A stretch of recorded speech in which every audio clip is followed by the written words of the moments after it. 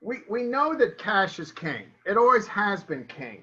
But these days, it's especially important that we do everything that we can to conserve our cash. You could have the best sales team, you could have the best operations, the best product, but if you don't have cash, you're going to be very limited in how you can grow and even whether you'll be able to survive this crunch. So thus the importance of cash and why I really want to focus on it, because these days, you as owners of your businesses have got to be spending even more time than normal focused on your cash, monitoring it, looking at your policies around areas that influence the amount of cash you have. And that's what we'll look at in the next 30 minutes or so, 35 minutes. So, all right. Before we start doing that though, I want to step back and I want to kind of look at where we are today. You know, in March 30th, the Congress passed the CARES Act. CARES stands for Corona Aid Relief Economic Stimulus. And that act comprised several loan programs. The two most prominent ones are one called EIDL, Economic Injury Disaster Loan, and the other was the PPP, or Payroll Protection Program. If you haven't already applied for these loans, I would do that immediately. The EIDL, as I understand it, the first $10,000 that you request, you don't have to pay back. It's basically a gift. Anything above that, you have to pay back, but it's at an interest rate of, I think it's 3.75. The payroll protection loan is all about providing businesses with money to make sure that they can keep their staff employed for a couple months. So, and that doesn't have to be repaid if you keep your staff on board during this crisis. So I would check with your accountant to confirm what I just told you, but there's some real opportunities out there. Now, the problem is getting the money. It's, as you can imagine, the SBA that this is funneled through is overwhelmed right now. Nevertheless, the government has opened up the coffers and money will be coming out shortly. Now, the unfortunate thing is that we've had 14,800 deaths as of yesterday in the United States, and Tuesday was the single worst day.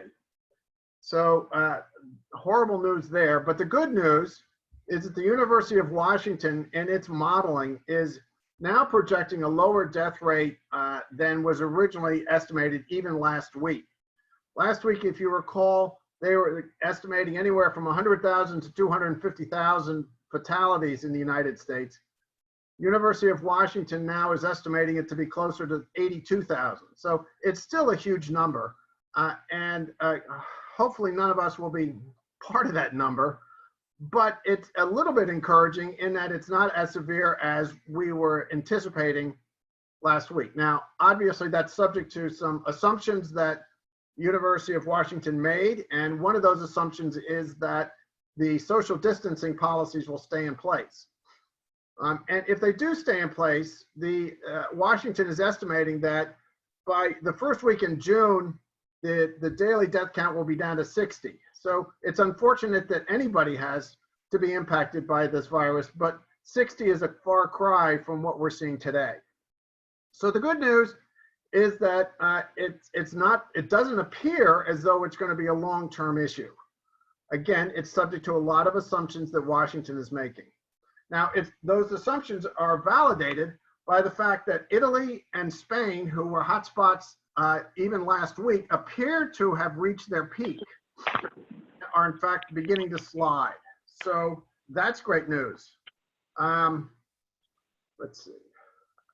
So, and the other piece that's great to hear is that corporations in the United States are beginning to really pitch in and start helping with providing emergency supplies and equipment. So, you know, all of which is very positive. So, you know, it's the old glass half full, half empty. I'm finding that there's more encouragement here than what I was feeling last week, and hopefully you'll feel the same. Obviously, we don't know a lot, but at least there's some cause for hope in what I'm seeing here. So let's dig in a little bit now to the different strategies. Strategy one, and I think it's one of the most important, and that's where I've got it as number one, is to monitor your financials on a daily basis. You know, we're all in business to make money, to make profits. And in normal times, that might necessitate that you know your numbers perhaps on a monthly basis. Maybe if you're very diligent, every other week, look at your numbers and know those numbers. But these days, it's critical that you do it on a daily basis. And here's what I say when I talk about knowing your numbers. Here's what I'm talking about. Accounts receivable. Do you know what your receivables are today? Do you have a policy, a proactive policy of reaching out to people that owe you money beyond an acceptable period of time, whether that's 30 days, whether that's 20 days, whether that's 40 days? How well have you trained the people that are reaching out to people that owe you money? One would expect in times like this that your customers are going to be paying you slower, and so you know you've got to be reaching out to them, asking to get paid, and for that matter, you ought to review your accounts receivable policy to perhaps decide if you want to grant credit to certain types of clients. Maybe it's based on the size of the purchase. Spend some time thinking about your accounts receivable. Don't just take it as a status quo. Look at managing it. And that's going to be a theme throughout this whole webinar. You as owners, your role is going to be changing here, is changed. You need to be focused really on your business instead of working in it. We're going to be talking about a lot of different strategies that will necessitate you putting in a lot of thought time. And this is one of those areas. So accounts payable. Account payable is how quickly you're turning around your bills to your vendors, your suppliers. And traditional would tell you slow down on paying your accounts payable. And I would encourage you, when you're not dealing with key suppliers or key vendors, see if you can renegotiate your terms with them. Instead of paying them on the 20th day, can you pay them on the 30th day? Can you pay them on the 35th day? I would explore all of those options, but I would not run the risk of jeopardizing relationships with key suppliers or key vendors. But think about it. Inventory is another huge area where cash is tied up that business owners don't think about. You know, it's sitting in the back on shelves and it's kind of out of sight, out of mind. But if most businesses have a lot of money tied up in inventory. So start thinking about, what are we going to do with that inventory? Can we sell it? Can we, even if we sell it at a discounted price, it's still going to bring cash in, and it's not doing a lot of good for us right now sitting on those shelves. So think about that. We're going to talk about costs and cutting unnecessary costs. How many of you are daily aware of the amount of cash you have in your bank? Well, that's, at the end of the day, that's the key thing that you need to know. And then restructuring loans. You know, again, I'd go to your creditors and I'd say a lot of them are willing to renegotiate, or at least temporarily suspend either payments or renegotiate the structure of the loans. Maybe you can take a 2-year, 3, 4, 5-year loan and extend it out a year or two. Or maybe they'll give you temporary relief for a couple months on making the payments. It's worth a call. It's worth an inquiry, because any money you can save going out is going to just be added to the bank balance. So that's step one, is to manage your financials, know them inside out, and do it on a daily basis. Now, we talked about the importance of bringing money into the organization, slowing it down going out. So what can you do to bring it in more quickly, to accelerate the sales? Well, one of those areas is in your cash conversion. And by that, it's another way of saying your close rate.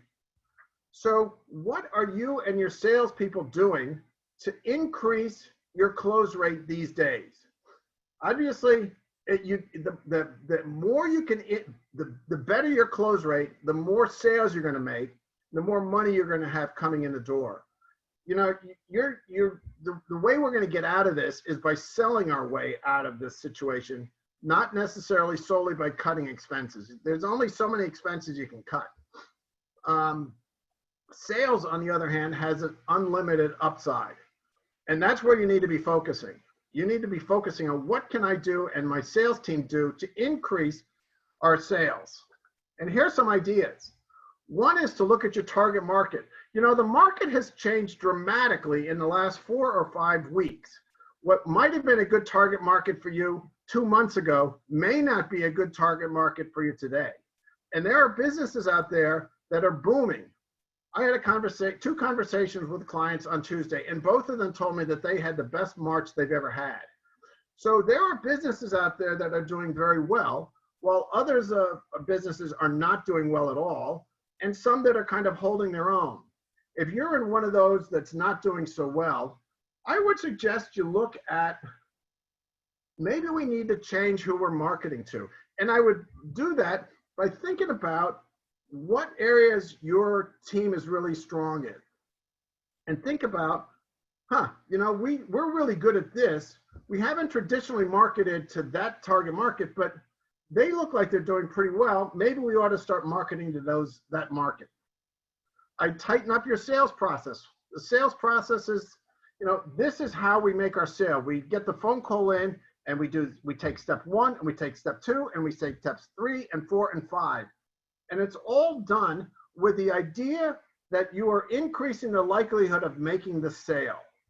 And so, you know, it's not random. You don't leave it up to each salesperson as to how they handle dealing with the prospect. They do this, they do this, they do this, and they do this. And the idea, obviously, is to shorten the time between when the buyer makes the initial inquiry until when they buy. Because we got to get cash in right now. We can't wait the normal 2 months, 3 months, or whatever your sales cycle might be. You got to collapse that sales cycle because you need the cash now. And so anything you can do, and these are some ideas to help you start collapsing that sales cycle so that it's much shorter than what it might have been traditionally. Benefit statements, testimonials. Another, you know, when was the last time you trained your sales team? And in this situation, you know, I'm not suggesting you do one of these long training programs, but even if you can spend half a day or a day training your sales team in how to get more effective at closing sales is going to be money and time very well spent. So keep that in mind. Those are a couple ideas around what to do to increase sales, because as I say, we're going to grow out of this situation, the economic crisis. We got to get sales. By the way, I'll be taking questions at the end. So if you have any questions, put them in the chat session, chat box, and I'll address them at the end. Okay. Also around sales, the first couple slides here are all going to be about sales. Actively follow up on quotes and bids. Be proactive. You know, I talk to business owners and salespeople, and they say, yeah, we've been pretty busy sending out proposals. And the next question is, so what sort of response are you getting? And it's like, well, we haven't heard back yet. Well, you know what? That's not a good strategy, even when times are good.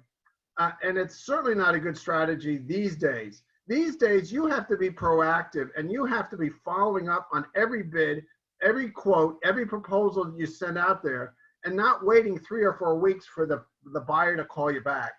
And I'm not talking about being overly aggressive.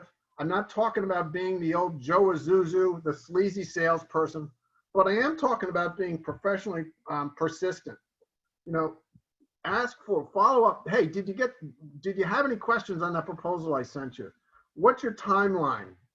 You know, get them to start telling you when they expect to make some decisions, and do whatever you can to insert some urgency into the conversation.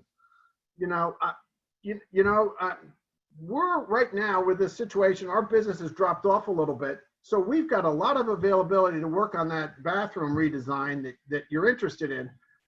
If you can put the order in today or in the next couple of days, we can get some people out here in the next week and get started working on that immediately. I don't know that I can tell you that when the economy starts bouncing back. So that's an example of maybe some verbiage that you can start using to start getting people to get moving and to start putting some money in and to close some sales. But like all sales, it's all about problem solving. It's about solving the needs of your prospect, the buyer. And you really, these days, you really got to be listening and attentive to what the buyer's looking for, what the problems they're having are, and how you can solve them. You always have to be looking at it from the client, the buyer's eyes. What do they need, and how can I come in and help them? So actively follow up on all quotes and bids. Don't sit around and wait for the buyer to reach out to you. Make it easy to buy. This is another one. These days, people are scared, right? They're worried, and some of them are even panicking. And so, as you would expect, that's causing them to stop buying. Well, what can you do to make it easier for them to buy when they're in that worried, panicked, concerned state? CVS, a couple weeks ago, announced that they are now doing deliveries free. Well, part of that is because they didn't want sick people coming in their stores, but the other part of it is they are reaching out to clients and making it so easy for people to buy, they're even delivering the prescriptions. So what can you and your business do? The restaurants here in Atlanta, they're as we all know, they're closed, but some of them are offering delivery, some of them are offering curbside checkout, pickup. So what is it that you can do to make your services more easy to buy in this environment where people are reticent about going out? They're reticent about coming in your store if you have a retail operation. They're reticent about buying. Are you making, can they use various online methods to pay you? Do you take credit cards? As simple as that. Do you use PayPal? What other tools are you allowing your prospects to use in order to pay you? An interesting one here is, sales involvement through the checkout. Sometimes in an online space and even in a personal space, the checkout, the whole cycle can be lengthy and confusing, and the longer people are in that cycle, the more apt they are to not make the purchase. So maybe you have to sit down and think about, should we have our salespeople working with our prospects all the way through the introduction, through the proposal, through the entire sales process, even to the point of checking out and buying, instead of handing it off to multiple people that the buyer doesn't know, have one person work the buyer all the way through, is one example of how you can make the buying process simpler for your buyers. Because if it's simpler, then you're going to see an increase in your close rate. If it's hard, they're going to check out. They're just not going to buy. So here's another example of where you need to really sit down and think about your business and think about how you're doing things and put that against the environment that your buyers are in today. Because what worked in the past may not be working for you today. And so instead of just throwing your hands up, you got to get proactive. I did a webinar 2 weeks ago, and one of the themes in that is you can't sit back and wait and wait. People in 2008 did that, and a lot of them, the economy passed them by. And think about the dot-coms. They were doing great, and then the bust hit, and they didn't adapt, and so they were left behind. I don't want you to be left behind. I want you to kind of be thinking and planning and looking ahead and assessing the market, where it is, and the buying habits of people today, and think about how you can change or shift or modify what you're doing to fit into what people are buying, what's attractive to people these days. That old "we never done it that way" doesn't work in this environment. Heightened focused on repeat business. This is a key one. You know, your current customers are where you make your money. We always say that the first time someone buys from you, you're not really covering you're just barely covering your costs, including all the marketing and overhead. It's the second, third, fourth, and fifth times they buy is where you start making money. But a lot of times the tendency is to, once someone buys, we tend to kind of almost begin to take them for granted.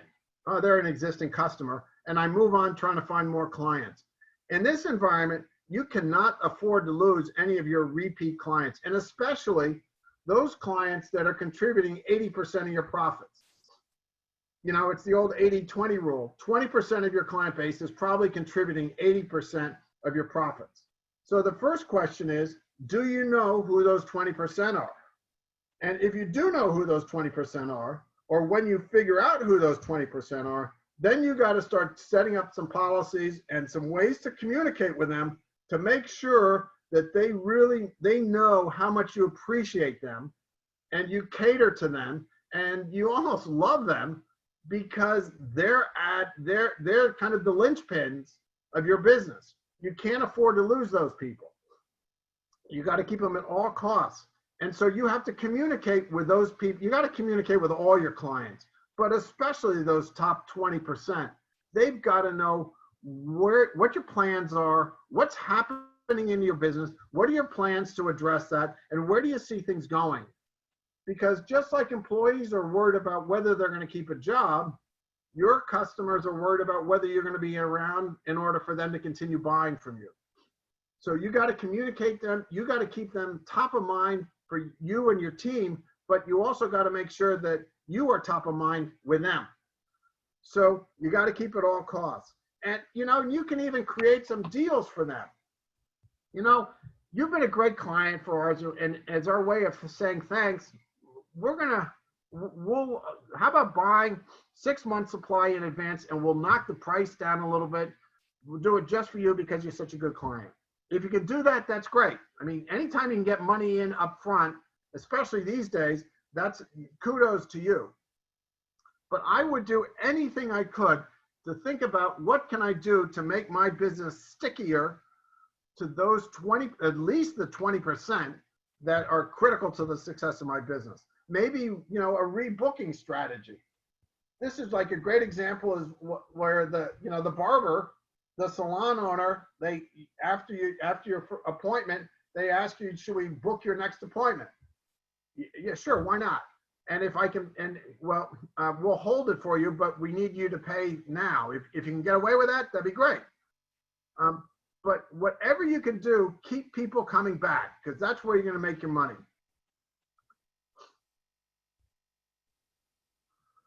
All right, cutbacks. The first couple slides, we've been talking about increasing sales. The other half of the equation is, what are we going to do to cut our expenses? A couple of things there. The first is selectively stop spending. And that means don't go in and cut expenses in order to save cash across the board. You have to be very careful in what costs you cut and how you cut them. If it's a non-essential item, is it something that you can delay or even not undertake at all? So maybe you were contemplating a system upgrade. Well, is that necessary today? Can it wait 6 months? Maybe you were thinking about moving offices and moving into larger space. Well, in light of today's environment, you know, is that something that you can put off for a couple months? I don't know. But you need to be thinking about that, because it's easy to have money go out the door in expenses that really wasn't necessary, and you can't get it back. So think about, what expenses can I cut that aren't essential to my delivering the service? Renegotiate now. You know, we talked about that with your loans to renegotiate, but I would renegotiate anywhere you have credit terms. I would go and negotiate. I'd go to your landlord and see if they have any flexibility. I'd go to your banks. I'd go to your suppliers anything you can do to cut back on money that you're sending out is time well spent. You know, what about all that obsolete equipment you got or that inventory? Is there a way that you can use that inventory, to increase your sales, either by adding onto an existing product?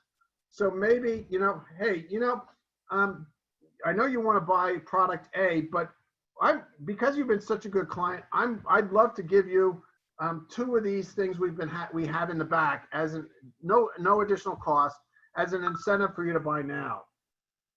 That type of thing is great to use obsolete equipment or excess inventory, because it's not doing you any good right now where it is. It's just tying up cash that you can unleash by either selling it or adding it to another product and that can then be sold at a higher price because you're throwing something else in on it. But whatever you do not cut back on sales and marketing. When I first started working with Action Coach, I had a client, there was a marketing company, and the owner of the company took the team out on a camping trip out somewhere in North Georgia. And the first morning after, I guess it'd probably be Saturday morning, one of the people said, you know, I couldn't get to sleep last night. Those crickets were so loud. And they started talking about that, and they came up with what they call the cricket theory. And the cricket theory is when everything is dark, you want to be making noise. And so I apply that to today's environment. There, you know, things are dark. Your competitors are not marketing the way they used to when times were good. Now is a time when you need to be out there making your name known and marketing and selling. And while it hopefully will have immediate impact, and nevertheless, once we get through the situation, people will remember you because you stood out, because your competitors had stopped marketing, had stopped selling. So that's why I say marketing and sales are one of those areas that you can't cut unless it's an absolute last resort, because these are the things that are going to grow you once this turns around. And who knows, you know, who knows how long that turnaround is going to take. If you believe the University of Washington, you know, we're in this for another month and a half, and then things start turning. And one would presume things would start turning even before that month and a half. So we're not talking 9 months. We're not talking a year. So it's just hopefully a very short period of time where we've got this challenge. So don't take your foot off the sales or the marketing engine. This, you know, so oftentimes labor is one of the big costs, and it almost always is in a business. And so the tendency is to look at the cost of labor and say, whoa, that's a huge cost for us. We better look at reducing it. Well, I would encourage you to put layoffs off of that discussion. Take it out until absolutely necessary. And why I say that is because we again don't know how long this cycle is how long the economic downturn is going to last. If it lasts 6 months, 6 weeks, you're going to need these people back because they're trained, they know your business, their clients know them, but you let them go and they may be out having found another job elsewhere. So, you know, you don't want to be laying people off unless you absolutely have to. And as well, because it really impacts dramatically the morale within the business. But if you do have to lay people off, do it all at one time. Don't do this stair step. Well, I'm going to lay person 1 off on Monday, and then Tuesday I'm going to do person 2, and then on Friday person 3. Do it all at one time. Because as soon as you lay one off, every employee in your organization is going to be thinking, okay, who's next? Am I next? And they're going to be spending so much time worrying about it that they're going to start losing productivity. So if you have to do it, and I say if you have to, then do it all at one time. But there are other solutions, possible solutions. One could be furloughing employees. Another could be offering to reduced hours, maybe working from home, maybe pay cuts. Get creative. You know, maybe pull the team together and say, look, guys, this is the situation. we're going to have to cut labor costs. I don't want to lay people off, but if we can't come up with a better alternative, that's what I'm going to be, I will have no alternative. And think through what some attractive alternatives will be to them. Some people may be willing to take a pay cut in order just to ride out this downturn and to keep their job. Okay, great. And there are cases where businesses have done that, where even where the owner has stopped drawing a salary so that they can keep the team on board. And when things turn around, the team felt such a sense of loyalty to that business owner that they just worked overboard to make sure that the owner became very successful.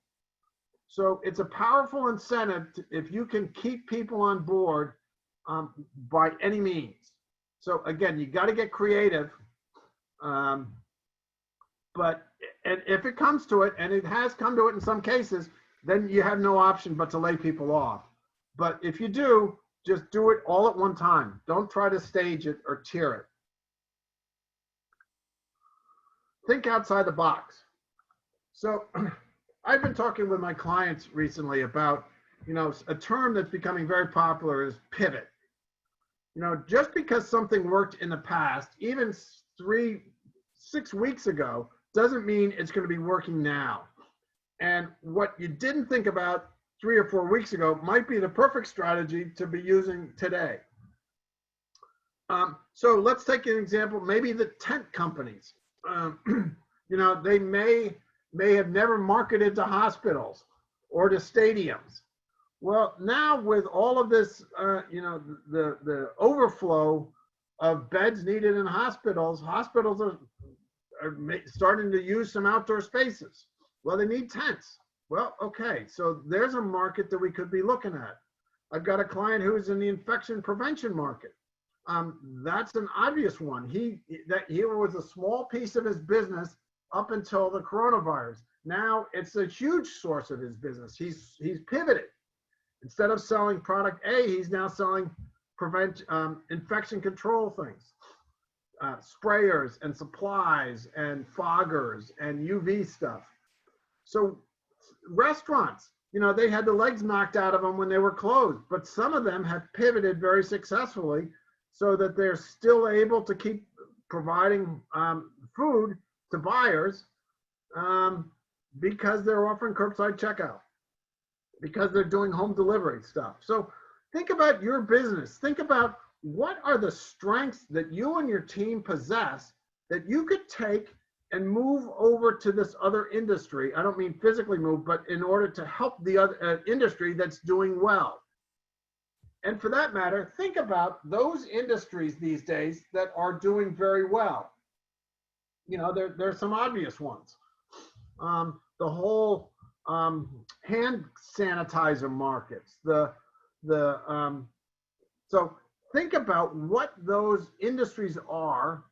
And Amazon, obviously that's a big guy, it'd be hard to get into, but think about those businesses that are doing well, and think about how you can take you and your team's expertise and move them out of where you normally are marketing and over to an industry that's doing well.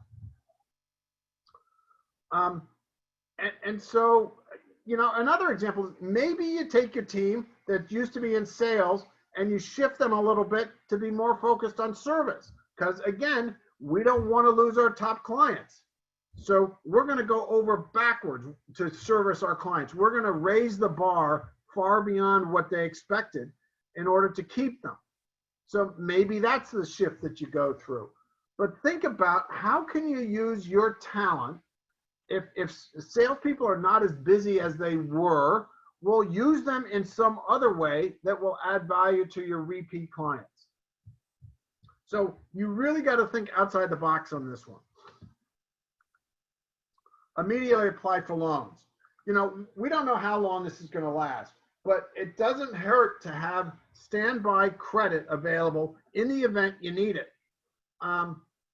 That would include credit cards. It would include refinancing. Maybe you refinance your mortgage. Maybe you take a second on the home. Maybe you, hopefully everybody has applied for those two government programs. If you haven't, if you're not familiar with those programs, then reach out to me. I'll be glad to send you some information about the EIDL and the PPP loan programs that are part of the CARES Act that Congress passed. In any event, start putting those apps in. You should already have put them in, because there's so much demand for them right now that it's going to take a while for the SBA to work their way and the banks to work their way through those. But again, if you're not familiar with these or you need some guidance on them, give me a call or send me an email. I'd be glad to give you my thoughts.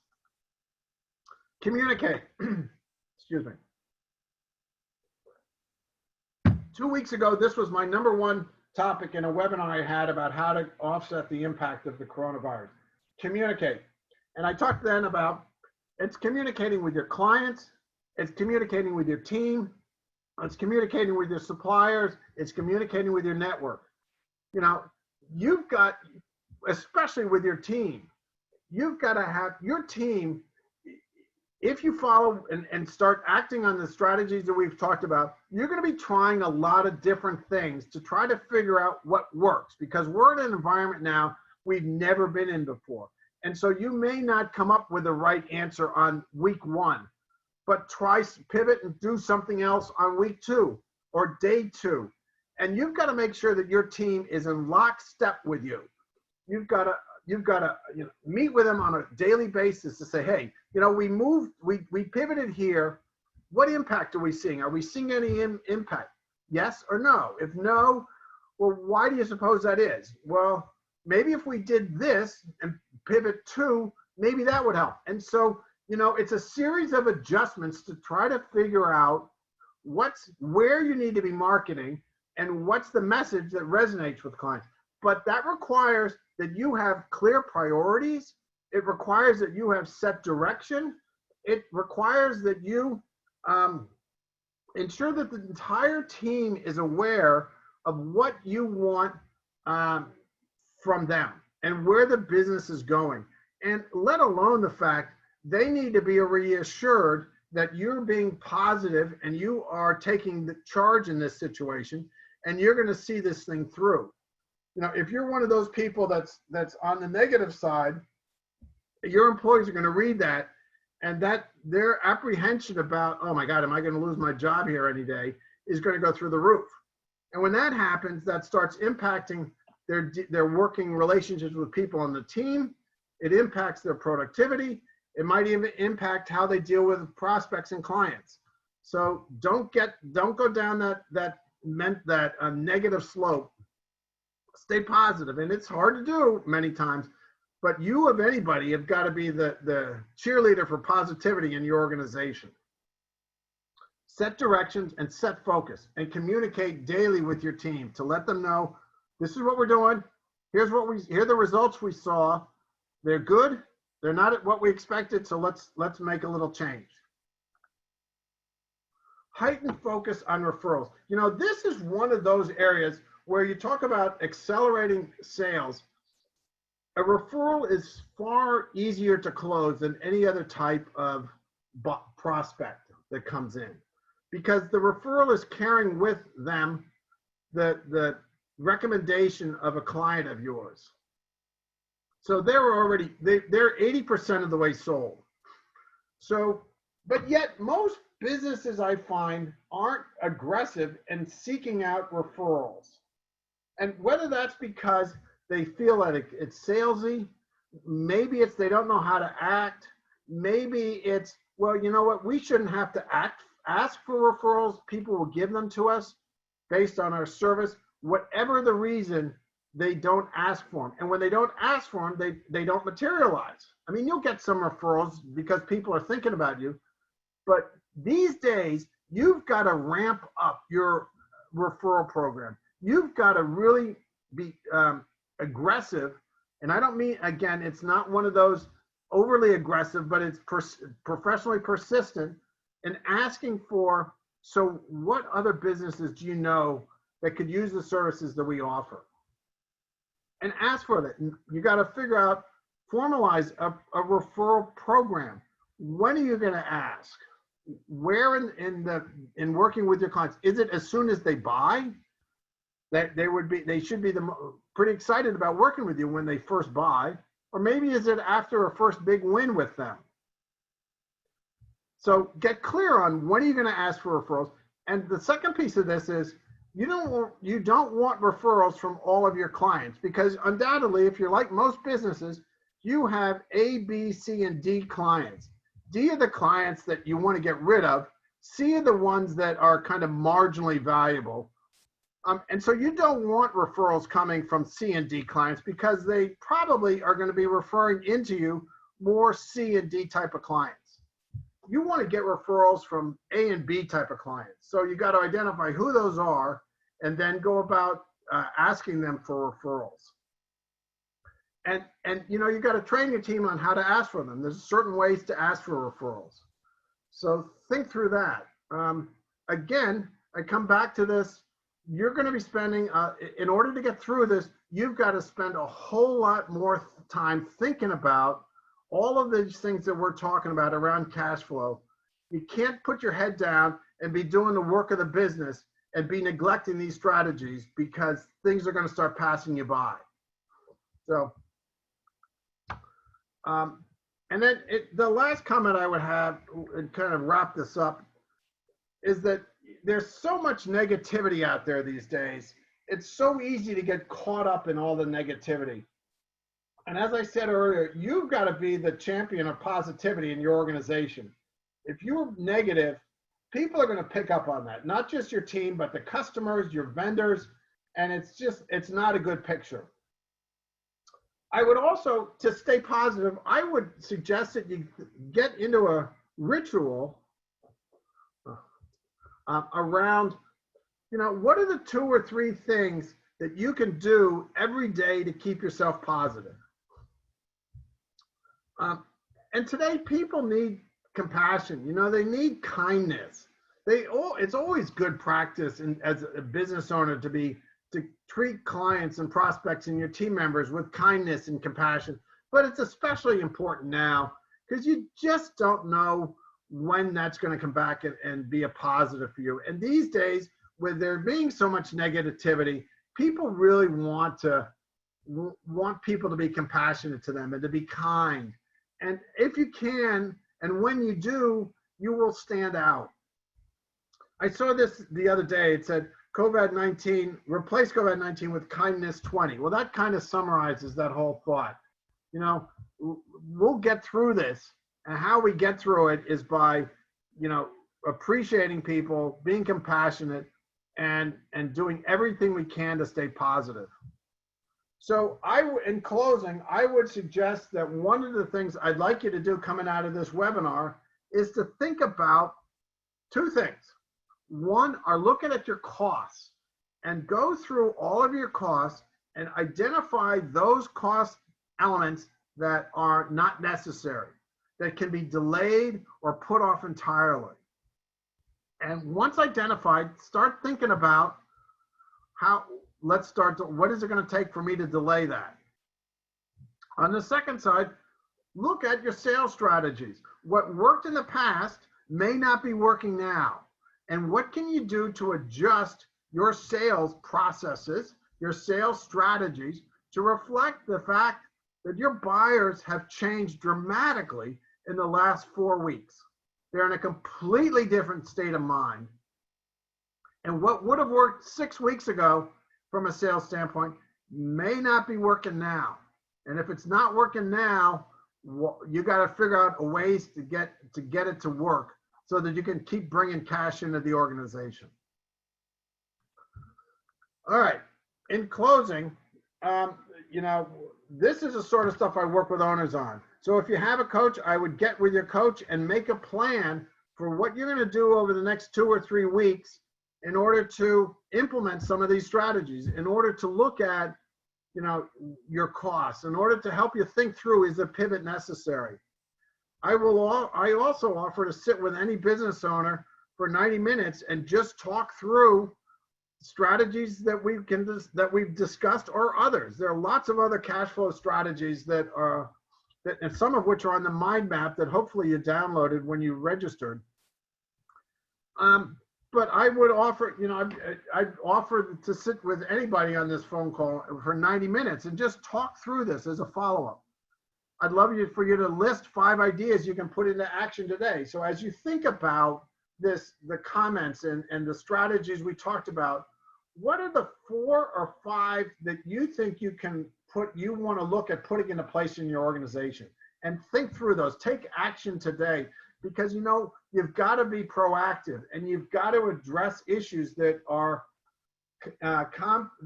confronting your business. And you can't just sit back and hope that things are going to get better, because hope is not a good strategy.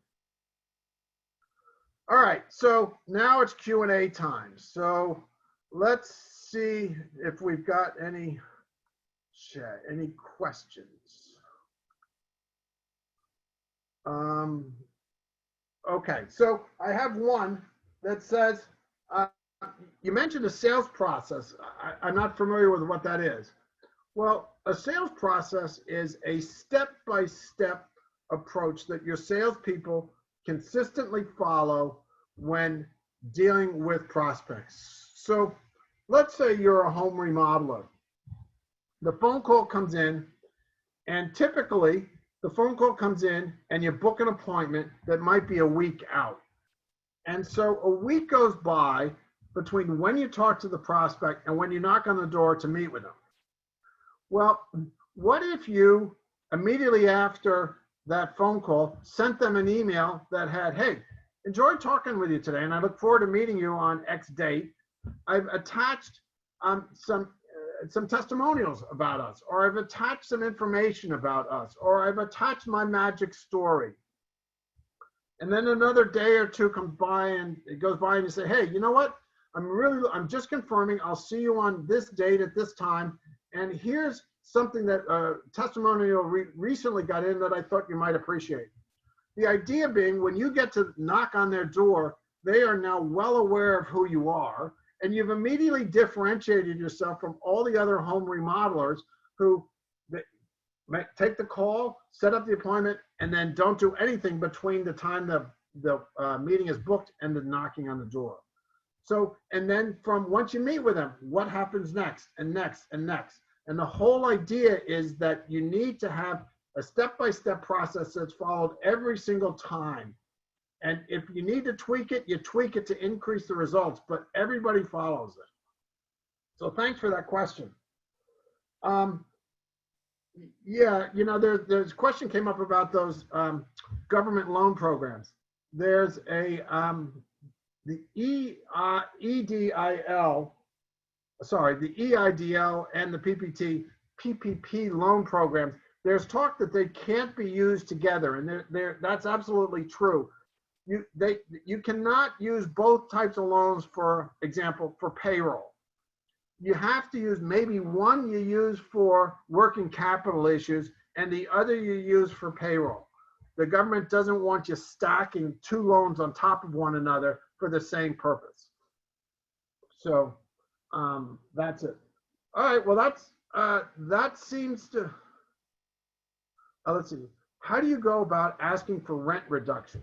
I would go and talk to the landlord. They probably are in a situation where they're having people move out of leases, but they've got to be looking at it and saying, I'd rather keep my clients, even if it means I've got to lower my rental income, because if I don't, they may leave. And if they leave, then I got to incur the whole expense of finding someone to bring into the space. So it seems to me that now the landlords are at a competitive disadvantage because they don't want to lose clients. Because, it's when things are booming, the tables switch. But now it seems to me that renters have a big advantage over landlords. And so I would just go and ask and have that conversation with them, saying, look, this is what we're thinking about. I'd like you to consider lowering our lease rate. So I hope that answers the question.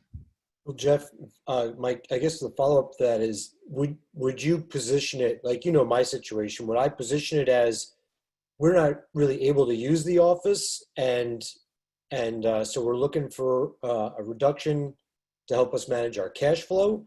Are you asking for a deferral, or like a charge me half the rent now, and when things get back to normal, we'll make it up? Or, you know, what do you think is a strategy or an opening offer to make them? I would go in and try to see if they would be willing to reduce the rate.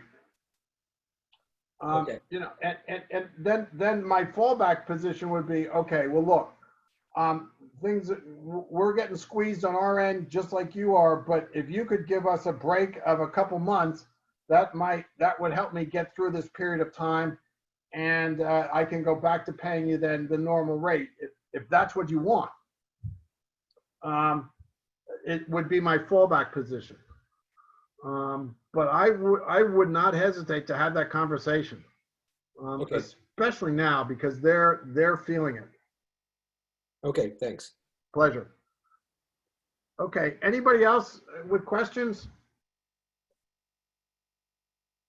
Well, all right. Well, thank you very much for joining. I look forward to having more of these webinars, and hopefully you'll be participating along with everybody else in those future webinars. Thanks so much. Bye-bye.